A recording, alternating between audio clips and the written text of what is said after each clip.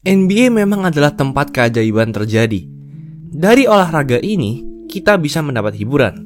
Kita bisa senang, ceria, tapi bisa juga galau dan sedih. Kita bisa berteriak kencang kalau melihat posterize, ankle breaker, blok yang sangat keras, dan buzzer beater.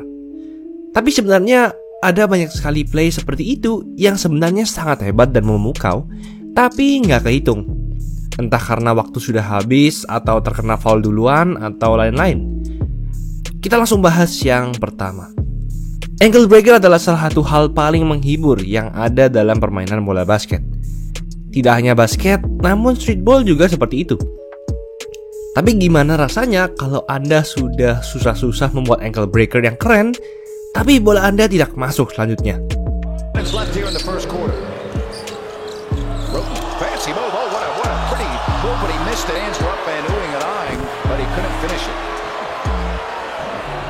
Setidaknya Tony Broughton hanya tidak berhasil memasukkan layup, dan pemain yang di ankle break hanyalah seorang pemain biasa. Tapi gimana kalau Anda berhasil meng-ankle break seorang superstar NBA hingga membuatnya terkapar tidak bisa bangun di lantai?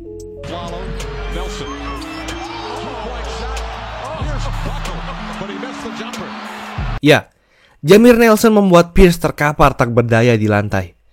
Tapi nggak apa-apa, karena Pierce masih adalah superstar.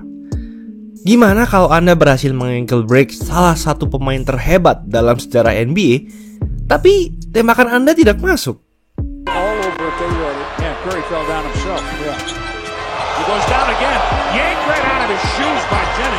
Ya, Jennings hampir saja mempermalukan dan hinggap di mimpi Stephen Curry setiap malam.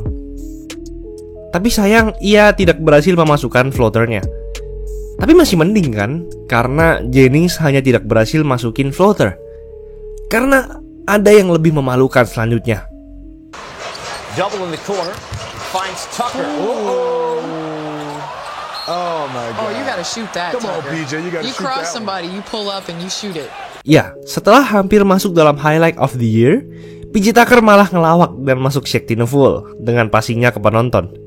Hoki banget sih Doncic, ya nggak? Tapi, ini masih mending loh. Karena ankle break mereka tidak membuat dampak besar ke tim. Gimana kalau gue kasih tahu kalau ada satu ankle breaker yang sudah bagus banget, tapi justru malah membuat tim kalah? On the touch, clock begins. Millsap to win it. Rolled it over the rim and the ball game is over. Hawks pun harus kalah karena Millsap tidak bisa memasukkan tembakannya. Oke, kita pindah ke yang lain. Joel Embiid adalah center yang terkenal dengan defense-nya. Ia sempat masuk dalam nominasi All-NBA Defensive Team. Berbadan besar, tinggi, dan kekar, sepertinya tidak ada orang yang bisa memposterize-nya. Kalaupun ada, itu harus dilakukan oleh pemain-pemain besar dan kuat selevel Giannis atau LeBron. Tapi gimana kalau gue beritahu kalian kalau sebenarnya ada pemain yang gak terlalu atletis yang pernah memposterize Joel Embiid? Kuzma goes right at Embiid and draws the foul. That's the loudest this building has been tonight, and there wasn't a basket. Bahkan muka Embiid pun sampai melas gara-gara ini. Mungkin ini bisa jadi dunk of the year musim itu. Kalau kita bicara dunk, kita nggak boleh lewatin Blake Griffin. Kalau kalian baru mengikuti NBA, mungkin kalian hanya mengenal Blake Griffin sebagai pemain cadangan Nets yang sukanya menembak. Tapi skillnya sekarang sudah jauh menurun, dan bahkan dia sudah keluar dari rotasi pemain Brooklyn Nets sekarang. Tapi sebenarnya, dulunya Griffin sangat berbeda. Sudah banyak dunk-dunk keren yang ia lakuin dan berhasil. Dan sebenarnya, banyak banget slam dunk yang ia lakukan, yang mungkin kalau ini semua berhasil, top 10 dunk dalam sejarah NBA bisa jadi milik Griffin semua. Blake for the lead. Blake Griffin. He goes for the slam at the second. Long left arm. The lead to Blake Griffin. He almost made the dunk of you. Oh, I tell you that. 15 to go. Mo Williams drops it off to Blake Griffin. Hello. Sails over Marcin Gortat, but he is fouled out of the game. Offensive foul on Blake Griffin. Bledsoe. Blake Griffin. With that hard. Tuh kan, banyak banget. Tapi kalian pasti sadar bahwa Griffin adalah pemain dengan lompatan tinggi dan otot yang super besar. Jadi maklum sekali dia bisa melakukan seperti itu. Tapi gimana kalau gue kasih tahu bahwa ada orang yang mirip seperti Griffin, tapi badannya jauh lebih kurus dan jauh lebih pendek?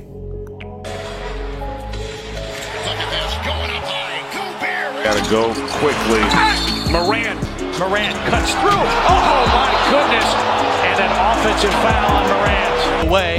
Sexton did knock it away. And Ja going for the big time hammer over Frederick Weiss almost. Oh my God! Are you kidding me? Ya, jadi kita beruntung banget karena setelah kita kehilangan Blake Griffin, muncul Ja Morant. Oke, semua ini memang berfokus kepada dunk. Kita tadi juga bahas ankle breaker. Tapi gimana kalau gue bilang bahwa ada satu play yang di sana ada ankle breaker sekaligus posterize, tapi sayang nggak kehitung. Wah, pasti itu bisa masuk nominasi nomor 1 play dalam sejarah NBA, bukan?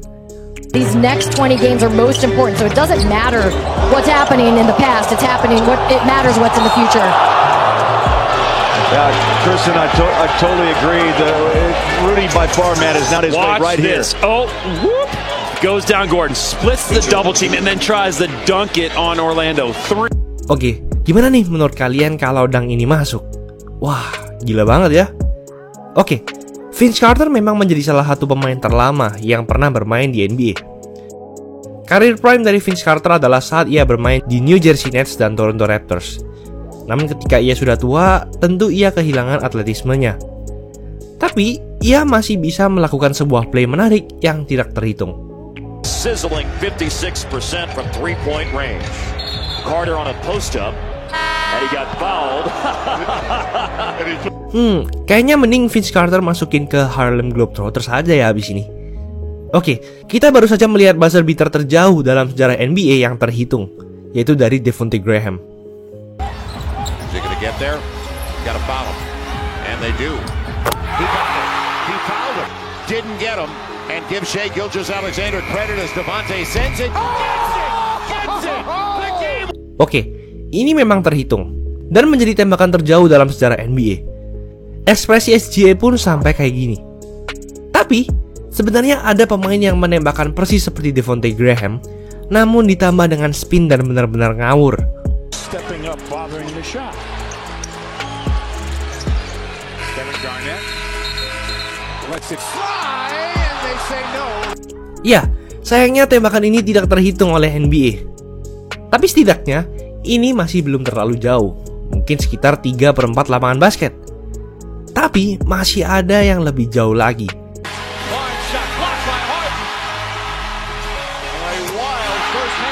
Sayang banget ya, tembakan ini nggak kehitung. Kalau kehitung, bisa-bisa ini jadi play terbaik musim itu. Ditambah dengan blok yang Harden lakukan sebelumnya dan ini dilakukan di playoff.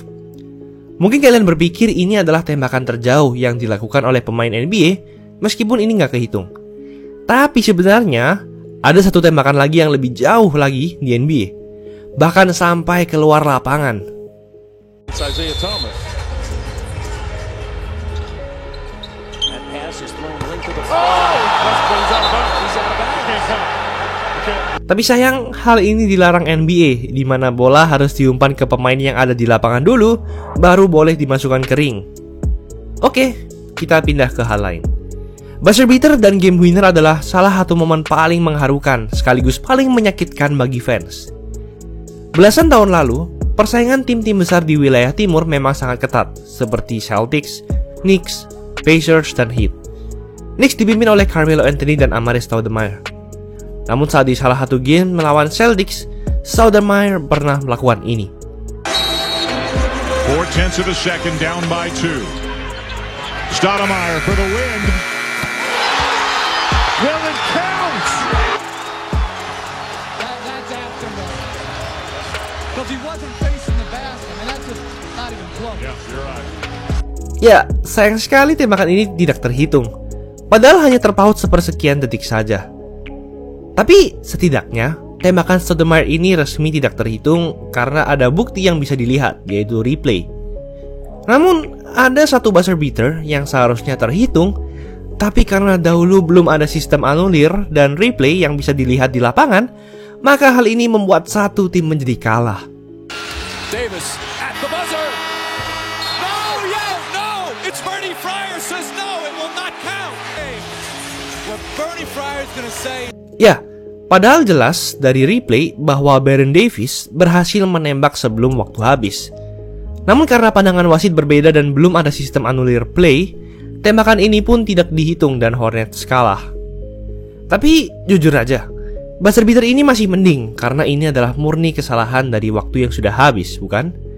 Tapi gimana kalau gue kasih tahu bahwa ada satu buzzer beater yang gak kehitung, bukan karena tembakannya yang gak masuk atau waktu yang udah habis, tapi gara-gara time out.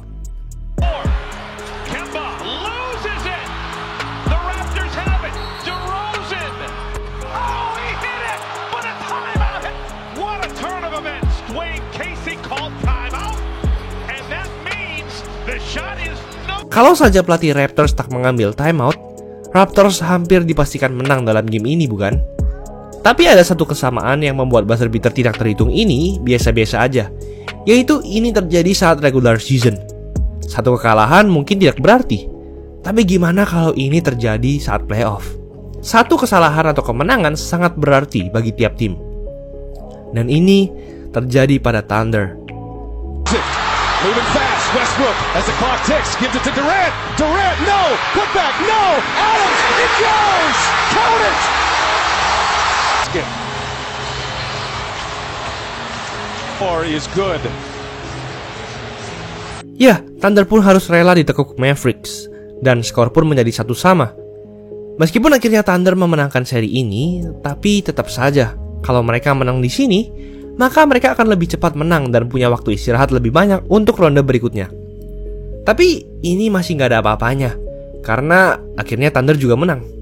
Tapi gimana kalau gue beritahu kalian kalau ada satu buzzer beater yang gak kehitung, yang berakhir kekalahan saat di playoff, dan membuat tim tersebut tereliminasi. Tak hanya tereliminasi, hal ini juga membuat orang yang menembak tembakan tersebut juga keluar dari tim tersebut. 3 seconds left. Wall with 2. Here's Pierce, and Pierce gets it away. Good, and it's gone. He did it. Paul Pierce. Let's see. Pierce, and is it in his hand? Wow. Hal ini membuat Wizards tereliminasi dari Hawks dan Paul Pierce pun keluar dari tim ini. Padahal ini hanya selisih 0,1 detik saja. Jadi gimana menurut kalian guys? Mana nih highlights tergila NBA yang menurut kalian sayang banget karena nggak kehitung? Tulis di kolom komentar di bawah. Itulah ulasan mengenai episode kali ini. Jangan lupa like, komen, dan subscribe agar channel ini bisa berkembang dan menghasilkan video menarik lainnya. Thanks for watching, I'll see you in the next video.